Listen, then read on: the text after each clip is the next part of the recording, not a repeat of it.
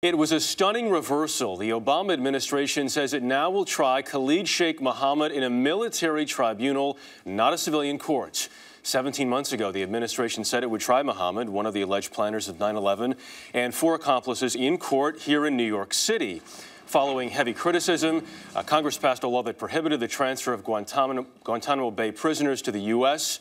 Attorney General Eric Holder maintains the case in a civilian court would have been very strong. I know this case in a way that members of Congress do not. I have looked at the files. I've spoken to the prosecutors. So do I know better than them? Yes. CBS News Homeland Security correspondent Bob Orr is in Washington with the latest on this. Bob, let me ask you, the difference in venues, easier to prosecute this case in a military tribunal? Well, it's really hard to say, Jeff. There are problems, frankly, with either venue. Legal experts say the rules of evidence, frankly, are a bit more relaxed in military tribunals, and that could give prosecutors an edge. But in either court, KSM could raise serious questions about his enhanced interrogation, which he calls torture. Now, you might remember he was waterboarded 183 times. Authorities say there is plenty of evidence outside of his statements, and in fact, he's tried before to confess inside court, but prosecutors, at the end of the day, still have to prove their case.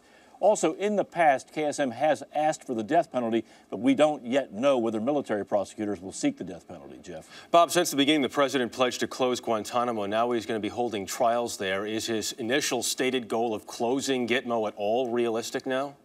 Not at all. There's no chance whatsoever that Gitmo is going to be closed anytime in the foreseeable future. The trials of KSM and the others could take months or longer than that, and so the courtroom and the holding facilities have to remain open.